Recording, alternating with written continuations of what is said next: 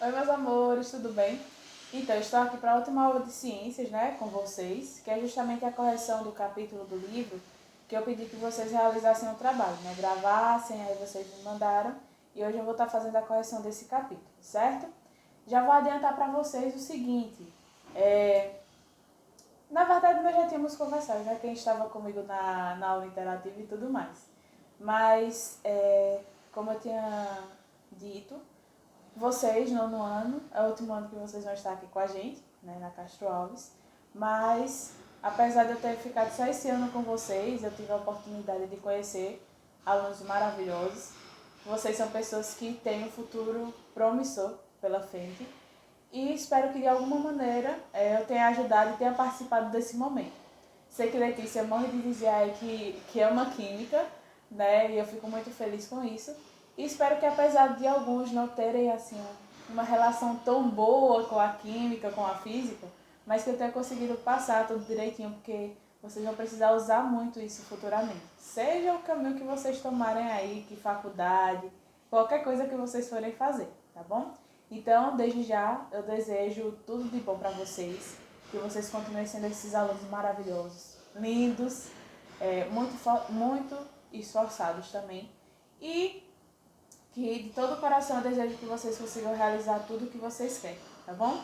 Então vamos lá para a aula, que senão eu vou chorar. Essa correção vai ser do capítulo 14, que fala justamente sobre as reações nucleares, tá bom? Primeira questão, nós vamos ter um investigo que fala o seguinte: nas últimas décadas foram realizadas inúmeras pesquisas para analisar se as ondas de rádio e frequência colocam em risco a nossa saúde. Pesquise sobre essa possibilidade e liste algumas recomendações para se prevenir. Então, as ondas de radiofrequência dos celulares, elas são uma forma de energia elétrica que se situa entre as ondas de rádio FM e as microondas. Mas de acordo com a Sociedade Americana contra o Câncer, essas ondas elas não são tão fortes para causar algum tipo de câncer. Mas isso não indica que nós não devemos tomar cuidado com os celulares, né, que podem acabar causando aí algum outro problema. Então, o que é que nós devemos fazer? Nós devemos usar mais fones de ouvido ou deixar o celular no viva voz para não ficar com o celular muito tempo próximo de si. Manter longe da cabeça, né? Limitar o número e duração das chamadas, usar o telefone em áreas com boa recepção, né, para você ter o espalhamento aí dessas ondas, mas de maneira maior e melhor. Recomendo também enviar mais mensagens do que fazer ligações. Tudo isso para você ter um contato menor dessas ondas que são liberadas através desses aparelhos celulares, tá bom? Segundo investigue, quais seres vivos estão mais preparados para resistir a uma catástrofe nuclear? Então, apesar da humanidade ser mais radioresistente que outros animais, como cães, e muito menos resistentes que outros, como ratos, camundongos e baratas, mas nenhum dos seres humanos, vamos dizer assim, eles são tão resistentes como alguns organismos menores, como exemplo, micro-organismo Thermococcus gammatolerans, que é do domínio Archaea, né, das bactérias. Nós temos aqui também outros tipos de bactérias e vespas, que podem aí ser justamente esses seres que são mais resistentes a algum problema, alguma catástrofe nuclear que possa vir a acontecer, tá bom? Exercite sua memória. O que é o período de semidesintegração ou meia-vida? Maria Eduarda apresentou, né, que é justamente o tempo necessário para que metade da quantidade de um determinado alimento não, que um determinado alimento sofra um decaimento radioativo. Então, quando metade de um determinado alimento, eu estou falando de alimento toda hora, né, gente? Calma, tá?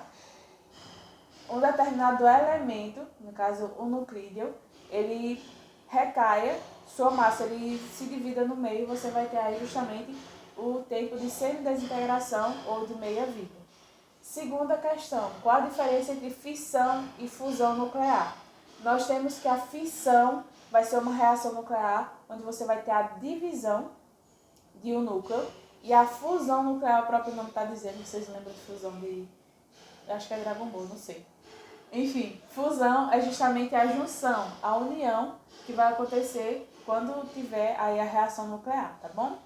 E aí nós vamos ter na terceira questão. Cite duas diferenças entre as partículas gama e as partículas alfa e beta. Então, primeira coisa, partículas gama elas não têm carga, diferente da alfa e da beta. E a partícula gama ela tem um poder de penetração maior do que as outras duas. Ela consegue penetrar vários materiais diferentes das partículas alfa e beta, ok? E aí nós vamos ter outro exercício de memória que fala o seguinte. De acordo com o postulado de física clássica de Isaac Newton, o que supõe a formulação da teoria da relatividade de Albert Einstein.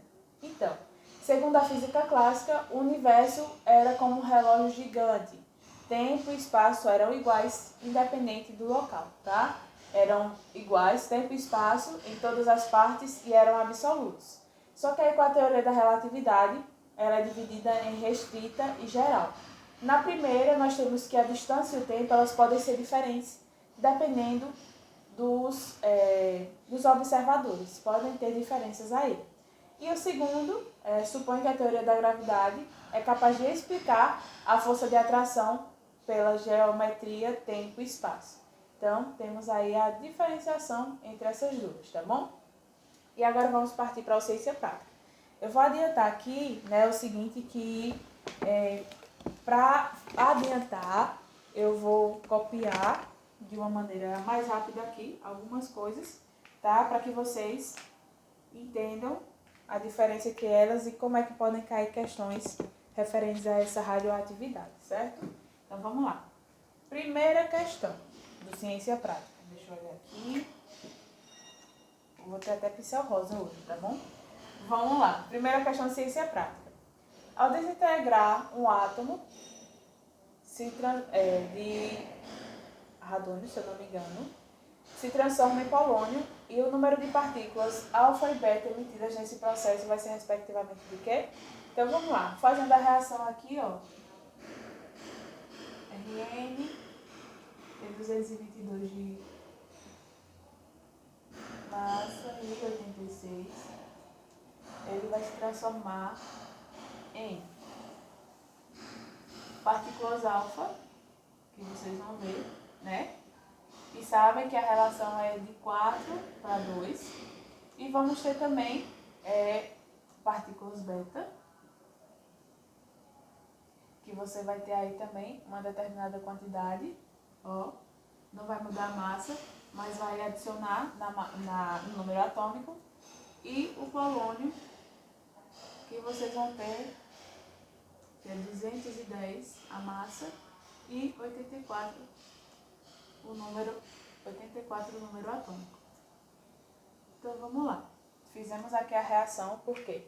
Porque para esse elemento se transformar nesse daqui, você vai ter que ter perdas tanto da massa como também do número atômico.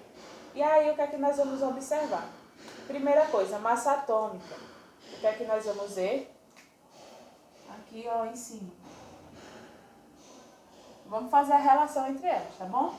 Ó, 222, que é a massa inicial, vai ser igual a 4 alfa, que eu posso colocar ali nesse momento, mais 0 beta.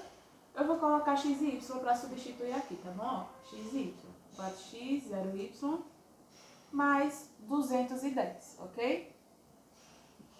Que é a massa final aqui do polônio. Então, daqui o que é que eu vou conseguir observar?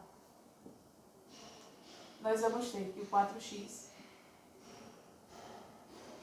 vai ser igual a 222 menos o 210. Isso daqui não vai interferir em nada porque não vai mudar nada. Ele não está adicionando nem está tirando, está normal. Então, está somando aqui, eu vou passar para o outro lado subtraindo. 222 menos 210 vai ser igual a 4x. Então, 4x vai ser igual a quanto? Vai ser igual a 12. X vai ser igual a 12. Está multiplicando, vou passar para o outro lado o quê? Dividir. X vai ser igual a quanto? 3. Então, lembre que esse X aqui vai ser a relação com as emissões alfa, certo? Então, eu vou ter 3 emissões de partículas alfa para que aconteça essa reação aqui. No caso da beta, o que é que nós vamos observar? Beta, nós vamos ver a relação com o número atômico. Por quê? Porque na beta, nós vamos ter um aumento, na verdade, aí, do número atômico. Então, como é que eu vou observar isso? Vou colocar, isso daqui foi da alfa, certo? Então, ó, alfa é igual a 3 emissões. E eu vou colocar aqui beta agora, que vai ser o seguinte. 86 é igual ao quê? A 2x, que vai ser igual a mais, né, que é a soma, só que aqui é menos 1, y. Depois vocês vão ver. Eu vou colocar aqui embaixo, ó, mais 84. O que é que eu vou conseguir observar aqui logo de cara? O x que eu coloquei aqui, vocês não viram que são 3 emissões? Então, ó, 86 vai ser igual a 2, que multiplica 3 vezes as partículas alfa, certo? Menos o y mais 84. E aí, o que é que eu vou conseguir observar? Primeiro, multiplicando aqui direitinho, né? Subtraindo isso daqui, tirando as emissões, vou deixar quieto. Multiplicando 2 vezes 3 vai dar 6. Então, 86 vai ser igual a 6, no caso, 6 menos y, mais 84. O que é que eu vou fazer aqui, então? Tá somando, vou passar subtraindo. Tá somando, vou passar subtraindo. Isso daqui vai dar igual ao quê? Vai dar igual a menos y, que é igual a menos 4, não é isso? Só que aí vocês sabem que letra não pode ficar negativa, é a mesma coisa em matemática. Então vocês vão ver que y vai ser igual a 4. E esse 4 e esse y vão estar relacionados a beta, tá bom? Então, y vai ser igual a quê? Eu vou ter 4 emissões de partículas beta. Então, qual a resposta correta? 3 emissões de partícula alfa e 4 emissões de partícula beta, como está dizendo aqui respectivamente, na letra D. Então, primeira questão, alternativa correta, alternativa D. Segunda questão. Vamos lá. Vou apagar aqui, dei pausa aí, façam direitinho e eu vou apagar para fazer a segunda questão. Então, vamos lá. Segunda questão, nós temos também que fazer uns cálculos, mas vai ser tranquilo, tá? Vamos lá, segunda questão. Em recente experimento com o acelerador de partículas, cientistas norte-americanos conseguiram sintetizar um novo elemento químico. Ele foi produzido a partir dos átomos de cálcio e de número de massa 48 e de átomos de plutônio de número de massa 244. Com um choque efetivo entre os núcleos de cada um dos átomos desse elemento, surgiu um novo elemento químico. Sabendo que nesse choque foram perdidos apenas 3 nêutrons, o número de prótons, nêutrons e elétrons, respectivamente, de um átomo neutro desse novo elemento são o quê? Então vamos lá. Primeira coisa, nós temos que o cálcio ele tem a massa igual a 48 e nós temos que o plutônio ele tem massa igual a 244. Se você vai ter a junção deles, o que é que vai acontecer? Você vai ter que somar as massas dele, tá bom? Então, a massa nós temos que o quê? Que vai ser... Vamos lá. Sabemos que o choque ocorreu entre o cálcio e o plutônio. Assim, vamos somar o número atômicos dele com o número de prótons e elétrons. E aí, nós vamos ter que... o valor aqui vai ser igual a 48 mais 244. Lembrando que é a massa, certo? A massa do que foi descoberto, deixa eu colocar aqui, a massa do elemento X que foi descoberto, que foi criado, vai ser igual à soma do cálcio, da massa do cálcio, mais a soma da massa do plutônio. Então, a massa do X vai ser igual a quanto? 48 mais 244. Essa soma aqui vai dar a massa do elemento esperado, que é quanto? 292. Ok, descobri a massa do elemento. Se aplicar a fórmula, o que é que nós vamos conseguir observar, né? Nós vamos ter que a massa é igual ao número de nêutrons, número de elétrons mais a quantidade de prótons. Número de nêutrons e número de prótons, que é a mesma coisa do número atômico aí também, certo? Então, nós vamos ter que 292, que foi o que descobriu, vai ser igual ao número de prótons mais o 144, que vai ser aí o número de prótons esperados, observados nesse cálculo. Então, 114 vai ser esse número. Para descobrir o número de nêutrons, você vai somar aqui, está somando, vai passar para o outro lado subtraindo, e você vai encontrar o valor de 178. Como vocês observaram, durante o choque entre eles, nós tivemos o quê? A perda de 3 nêutrons. Então, 178 menos 3, vocês vão ter que é igual a 175. É isso? Exato. Então, vamos lá. Ele pede o número de nêutrons, primeiro o número de prótons, o número de nêutrons e depois o número de elétrons. Vamos ter que o número de nêutrons, o número de prótons primeiro, vai ser 114, que é a mesma quantidade do número de elétrons. Então, 114 no início e no final. E vamos ter também que o número de nêutrons vai ser 175, que foi o subtraído por 3, tá bom? Então, a alternativa correta que contém essas informações vai ser justamente a alternativa B, ok? Então, vamos lá, a segunda questão já foi. E agora vamos para a terceira questão. Terceira questão. Examine a seguinte proposição. A radiação gama apresenta pequeno comprimento de onda, sendo mais penetrante que a alfa, beta e raio-x. Essa proposição está o quê? Está totalmente certa, porque, como eu comentei com vocês, a gama ela não vai ter massa e tem alto poder, é o que tem poder mais penetrante de todas as radiações que nós encontramos, certo? Então, a alternativa correta, a alternativa é totalmente correta. Quarta questão. Uma amostra de 128 gramas de um raio isótopo sofreu desintegração e sobraram apenas 2 gramas. Sabendo que sua meia-vida é de 30 minutos, quanto tempo se passou? Então, vamos lá. Inicialmente, a massa do radioisótopo era 128, e aí foi decaindo, vocês sabem, metade, foi decaindo até ficar numa massa de 2 gramas. Lembrando que esse período aqui de tempo foi igual a 30 minutos. E aí ele quer saber o quê? Quanto tempo se passou para chegar até esses 2 gramas. Então, vamos lá.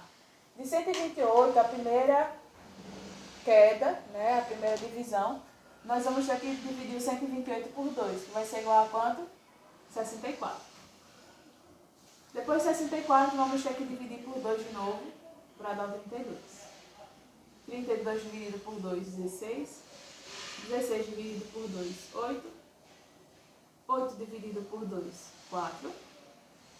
E 4 dividido por 2, 2. Então, para chegar até aqui, nós vimos que tivemos quantas quedas, né? Quantas desintegrações? 1, 2, 3, 4, 5, 6. E se cada uma dessas são 30 minutos, nós vamos ter 1 hora, 2 horas, 3 horas. Então, foram justamente 3 horas que se passaram para chegar até uma massa de 2 gramas, certo? Alternativa correta, alternativa B. Quinta questão. Quando um átomo de isótopo 228 de tório libera uma partícula alfa, número de hélio com 2 prótons e um número de massa 4, transforma-se em um átomo de rádio de acordo com a equação a seguir. Então, temos aqui, ó, colocar a equação novamente. 228, 2 gera o rádio, que é aqui no Z, e temos o 88 aqui, e vamos ter a partícula alfa que foi liberada. Então vamos lá. O que é que ele pede? Ele pede para você descobrir os valores tanto de x, de z, como de y também. E aí vocês vão observar o quê? Primeira coisa, partículas alfa vão interagir com a massa em 4, uma unidade de 4, e vamos interagir com o número atômico numa unidade de 2. Lembrem sempre do gás hélio, tá bom? Núcleo hélio. 4 de massa e 2 de número atômico. E aí o que é que acontece? Para você descobrir o que é o Z, vou colocar aqui, ó, Z vai ser igual ao quê? A 88 mais 2. E vamos ter aqui o Y, vai ser igual ao quê? Y mais 4 é igual a 228. Aqui só vai ser um cálculozinho básico de matemática para vocês conseguirem descobrir quais são os valores de Z e o valor de Y. Aqui vocês vão ter que somar só. Então, Z é igual a 90. E vamos ter que Y vai ser igual ao quê? 228 menos o 4. Vai dar quanto? 224. Então, ó, Z é igual a 90 e Y é igual a 224. Alternativa correta, alternativa C. Sexta questão. Em 1902, Rutherford e Soddy descobriram a ocorrência da transmutação radioativa investigando o fenômeno espontâneo do rádio. Ele partiu para o radônio, que ele acabou eliminando uma partícula. E aí, vocês vão observar aqui nessa reação o seguinte, que para ela acontecer, você teve uma diminuição de 4 unidades na massa e uma diminuição de 2 unidades no número atômico. Então lembrem, eu não falei para vocês que o alfa tinha a eliminação de 4 unidades na massa e 2 no número atômico? Então isso daqui vai ser justamente um exemplo de uma mudança, de uma liberação de uma partícula alfa, certo? Que é igual também ao número atômico ou o núcleo de hélio, que o núcleo de hélio você vai ter uma massa igual a 4 e um número atômico igual a 2, certo? Então, sexta questão, alternativa correta, alternativa A. Sétima questão. A ilustração a seguir representa o experimento proposto por Rutherford, ao qual culminou na descoberta de 2 radiações. Nós temos aqui uma amostra radioativa, que ela ia no sentido direto aqui para uma placa, né? E aqui nós tínhamos placas eletricamente carregadas, tanto positivamente como negativamente, e aqui um bloco de chumbo que acabava isolando a radiação, que era eliminada no único sentido. Então, o que é que ele percebeu? Partículas alfa, elas eram atraídas pelo lado negativo, partículas beta eram atraídas para o lado positivo, pela placa positiva, e a gama, ela mantinha seu sentido direto, não tinha nenhum problema, não tinha nenhuma mudança de trajetória, tá bom? E aí, na imagem, podemos observar as trajetórias descritas pelas partículas alfa, beta e gama, ao serem emitidas sobre uma superfície a partir da influência do campo eletromagnético, tá bom? Ó, positivo e negativo. Assim, com base nessas informações, qual das alternativas a seguir está correta? Então, o que é que nós vamos observar? A radiação gama é uma onda eletromagnética, logo ela não vai possuir carga elétrica positiva nem negativa. Por isso que ela não sofre nenhum efeito sobre essas placas que são eletricamente carregadas, tá bom? Então, sétima questão, alternativa correta, alternativa B. Oitavo. Relacione as radiações naturais alfa, beta e gama com suas respectivas características. Então, vamos lá. Alfa, nós vamos observar que são partículas pesadas de carga elétrica positiva que ao incidirem sobre o corpo humano causam apenas queimaduras leves. Nós temos a beta. A beta são partículas leves com carga elétrica negativa e massa desprezível, não vai ter alteração na massa. E nós vamos ter a gama, que ela possui alto poder de penetração, podendo causar danos irreparáveis ao ser humano. E também são radiações eletromagnéticas semelhantes ao raio-x, que não possuem carga elétrica nem massa. Então, qual a ordem que vai ficar nesse sentido aqui? 3, 2, 3, 1. Certo? A relação aí entre as cargas. Oitava questão, alternativa correta, alternativa D. Vamos aqui para as duas últimas questões que falam o seguinte. Ao acessar um site na internet, à procura de informações sobre radiações, o aluno encontrou essa figura aqui. E aí pergunta, né? Qual das radiações é mais energética e como ela é chamada? Então vamos lá. Mais energética é aquela que vai ter uma maior quantidade de ondas e também vai conseguir passar por mais materiais. Vocês estão vendo aqui, ó. Temos uma primeira onda, uma primeira radiação que ela para no primeiro, que é o pedaço de papel, ou metal, ou tecido. Temos uma segunda onda que ela vai parar na chapa de metal, que é um segundo anteparo, vamos dizer assim. E temos a terceira que ela vai passar pelo primeiro, vai passar pelo segundo e vai passar até possivelmente aqui pelo terceiro, dependendo do material. Mas nesse caso ela fica parada porque é uma chapa grossa de chumbo ou concreto, tá bom? Então, no caso, qual vai ser a mais energética e como ela é chamada? A mais energética vai ser justamente a terceira, que é chamada de radiação gama, como eu já comentei com vocês, certo? E a 18ª questão, que fala o seguinte: as radiações nucleares podem ser extremamente perigosas ao ser humano, dependendo da dose, pois promovem a destruição das células, queimaduras e alterações genéticas. Em 1913, os cientistas Frederick Soddy e Casimir Fajans estabeleceram as leis de desintegração das partículas alfa e beta. O elemento químico tório 232, ao emitir uma partícula alfa, transforma-se no elemento Q. Lembrem, de novo, vou colocar aqui, ó, partícula alfa 4, 2. Lembrem sempre disso. Beta 0, menos 1. E gama 0 e 0, que ela não vai interferir em nada, ok? Então vamos lá. Quando eu estou falando aqui da partícula alfa, eu vou ter uma diminuição na massa e vou ter uma diminuição no número atômico também. Vocês estão vendo que a massa é 232. 232 menos 4, que é a massa, você vai ter que vai dar igual a 228.